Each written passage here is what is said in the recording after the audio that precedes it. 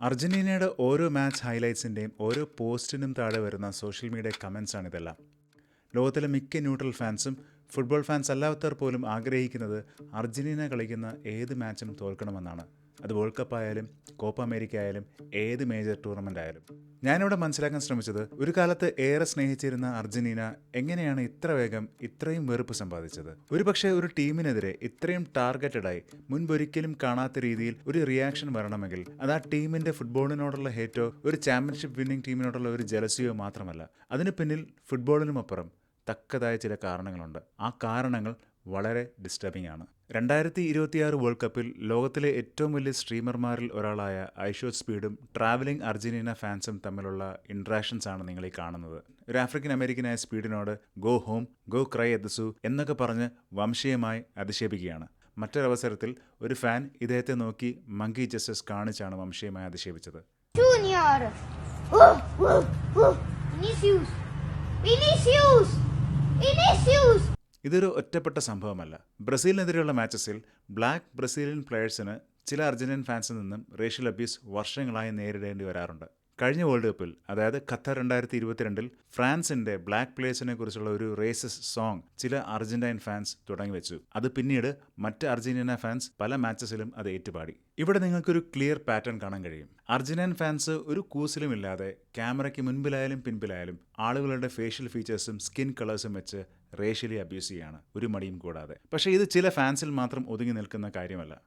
ഇത് Copa America ജയിച്ചതിന് ശേഷം Argentina squad ബസ്സിലിരുന്ന് പാടിയ ഒരു പാട്ടാണ്. അത് ഫ്രാൻസ് ടീമിലെ ബ്ലാക്ക് പ്ലേയേഴ്സിനെ കുറിച്ച്. ഇത് ഹൈലി സജസ്റ്റീവായ റേഷ്യലി മോട്ടിവേറ്റഡ് ആയിട്ടുള്ള ഒരു പാട്ടാണ്. ഇത് പാടിയതും പോരാഞ്ഞ് ലൈവ് സ്ട്രീം ചെയ്തത് എൻസോ ഫെർണാണ്ടസ് എന്ന അർജന്റൈൻ മിഡ്ഫീൽഡറാണ്. ഇവിടെ ഓർക്കേണ്ട ഒരു കാര്യം, കോപ്പ അമേരിക്കയിൽ ഫ്രാൻസ് ഇല്ല, എന്നിട്ടും അവർ ഈ പാട്ട് പാടി. ഇത് അവർക്ക് അത്രത്തോളം നോർമലൈസ് ആയ ഒരു കാര്യമാണ്. എൻസോ ഫെർണാണ്ടസ് ഒരു ചെൽസി പ്ലെയറാണ്. അദ്ദേഹത്തിന് ചെൽസിയോട് മാപ്പ് പറയേണ്ടി വന്നു. കാരണം ചെൽസിയിൽ അയാൾക്ക് ഫ്രഞ്ച് ടീംമേറ്റ്സ് ഉണ്ട്. മാത്രമല്ല, മറ്റൊരു അർജന്റൈൻ മിഡ്ഫീൽഡറായ റോഡ്രിഗോ ഡി പോൾ ഈ പാട്ട് പാടിയതിനെ ഡിഫെൻഡ് ചെയ്തു. അതായത് റേസിസ്റ്റ് ആയിട്ടുള്ള പാട്ടുകൾ, റേസിസ്റ്റ് ആയിട്ടുള്ള ആംഗ്യങ്ങൾ ഒക്കെ ചില പ്ലെയേഴ്സിൽ നിന്നും ചില ട്രാവലിംഗ് ഫാൻസിൽ നിന്നും റിപ്പീറ്റഡ്ലി വരികയാണ്. അപ്പോൾ ഒരു വലിയൊരു ചോദ്യം ബാക്കിയാവുന്നു. ഒരു രാജ്യമെന്ന നിലയിൽ അർജന്റീനയിൽ ഇത് എത്രത്തോളം നോർമലൈസ്ഡ് ആണ്? ഇവിടെ രണ്ട് കാര്യങ്ങളാണ് എനിക്ക് പറയാനുള്ളത്. ഒന്നാമത്തത്, അർജന്റീനയുടെ ലൈനപ്പ് നോക്കിയാൽ നമുക്കൊരു കാര്യം മനസ്സിലാകും. അതിൽ ഒരു ബ്ലാക്ക് പ്ലെയർ പോലുമില്ല. മറ്റ് ലാറ്റിൻ അമേരിക്കൻ കൺട്രീസായ ബ്രസീൽ, ഉറുഗ്വേക്കൊക്കെ ബ്ലാക്ക് റെപ്രസെൻറ്റേഷൻ ഉണ്ട്. ഇതിനൊരു കാരണമായി അർജന്റീന പറയുന്നത് ബ്ലാക്ക് പോപ്പുലേഷൻ അവിടുത്തെ മൊത്തം ജനസംഖ്യയുടെ 1% താഴെ മാത്രമാണ് എന്നതാണ്. പക്ഷേ ഒരു കാലത്ത് 30% ഉണ്ടായിരുന്ന ബ്ലാക്ക് പോപ്പുലേഷൻ എങ്ങനെ ചുരുങ്ങി 1%? രണ്ടാമത്തെ ചോദ്യം, ഇതേ അർജന്റീനയുടെ ലൈനപ്പ് നോക്കിക്കഴിഞ്ഞാൽ Messi, Martinez, Otamendi, De Paul ഇതൊക്കെ ഇറ്റാലിയൻ, സ്പാനിഷ് സർനെയിംസ് ആണ്. നമ്മൾ സ്വാഭാവികമായി വിചാരിക്കുക ഇത് വർഷങ്ങൾക്ക് മുൻപ് സ്പെയിനിൽ നിന്നും ഇറ്റലിയിൽ നിന്നും നടന്ന ഒരു ഓർഗാനിക്കായിട്ട് നടന്ന ഒരു മൈഗ്രേഷൻ്റെ ഭാഗമാണെന്നാണ്. ഈ പ്ലെയേഴ്സ് അവരുടെ പിൻഗാമികൾ ആണെന്നും. പക്ഷേ ഈ വെള്ളക്കാരുടെ കുടിയേറ്റം സ്വാഭാവികമായിരുന്നില്ല. അതൊരു മാനുഫാക്ചേർഡ് മൈഗ്രേഷൻ ആയിരുന്നു. ഈ രണ്ട് കാര്യങ്ങളും, അതായത് നോൺ വൈറ്റ്സിൻ്റെ പോപ്പുലേഷൻ കുറയാനുള്ള കാര്യവും വെള്ളക്കാരുടെ കുടിയേറ്റവും, അത് ഒരു ഡെലിബറേറ്റ്ലി പ്ലാൻ ചെയ്ത ഒരു ഡെമോഗ്രാഫിക് എലിമിനേഷൻ്റെ ഭാഗമായിരുന്നു. അതിനെ അവർ വിളിച്ചത് ദ വൈറ്റനിങ് എന്നാണ്, ബ്ലാങ്കമെൻറ്റോ. പക്ഷേ ഇത് അവർക്ക് എങ്ങനെയാണ് സാധിച്ചത്?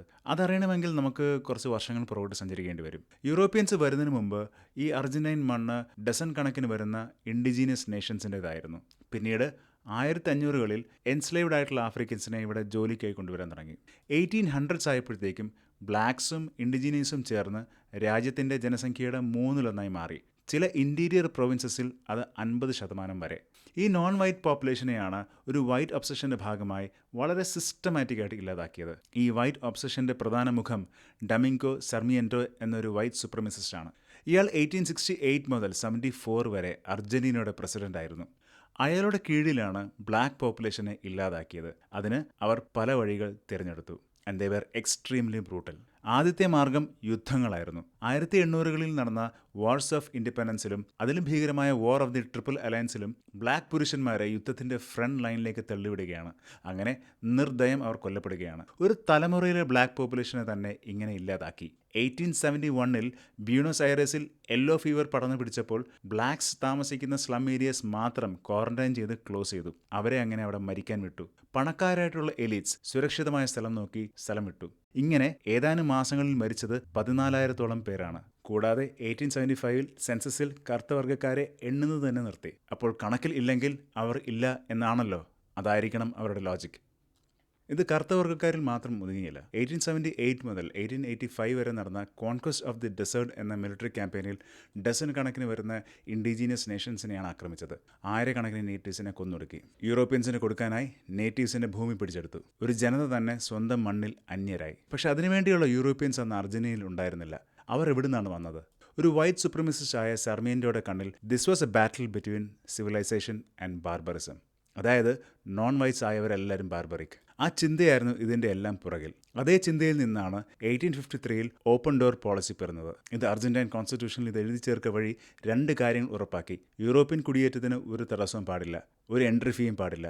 അതും പോരാഞ്ഞ് സ്റ്റേറ്റ് തന്നെ യൂറോപ്യൻ ഇമിഗ്രൻസിൻ്റെ യാത്രയ്ക്ക് ഇൻവെസ്റ്റ് ചെയ്തു. അങ്ങനെ എക്സിസ്റ്റിംഗ് പോപ്പുലേഷനെ ഡൈല്യൂട്ട് ചെയ്യാൻ 6 മില്യൺ യൂറോപ്യൻസിനെയാണ് ഇങ്ങനെ കൊണ്ടുവന്നത്. 1996 അന്നത്തെ പ്രസിഡന്റ് കാർലോസ് മെനം നേരിട്ട് പറഞ്ഞത് in Argentina blacks do not exist, that is a Brazilian problem എന്നാണ്. ഒരു രാഷ്ട്രത്തലവൻ ഒരു ജനതയെ മുഴുവൻ ഇല്ല എന്ന് പറയുന്നു. ഈ ഡെമോഗ്രാഫിക് എലിമിനേഷൻ അത്രത്തോളം പൂർണ്ണമായിരുന്നു അവിടെ. പക്ഷേ ഈ വൈറ്റ് സുപ്രമസി അല്ലെങ്കിൽ ഈ യൂറോസെൻട്രിക് ആറ്റിറ്റ്യൂഡ് ബ്ലാക്ക് ജനസൈഡിൽ മാത്രം ഒതുങ്ങിയില്ല. ഇതേ രാജ്യം മോഡേൺ ഹിസ്റ്ററിയിൽ ഏറ്റവും ഈവിൾ എന്ന് നമ്മളെല്ലാവരും കരുതുന്ന ഹോളോകോസ്റ്റ് നടത്തിയ നാസികൾക്ക് അഭയം കൊടുത്തു. അഡോൾഫ് ഐക്മാൻ ഹോളോകോസ്റ്റിൻ്റെ മുഖ്യ ഓർഗനൈസർമാരിൽ ഒരാൾ. യുദ്ധം കഴിഞ്ഞ് കള്ളപ്പേരിൽ അർജന്റീനയിൽ ജീവിച്ചു 1960 വരെ. ഇയാൾ മാത്രമല്ല, മറ്റനേകം പേർ. മെങ്കേലെ, ഷ്വാസംബർഗർ എന്നിങ്ങനെ എത്രയോ പേർ.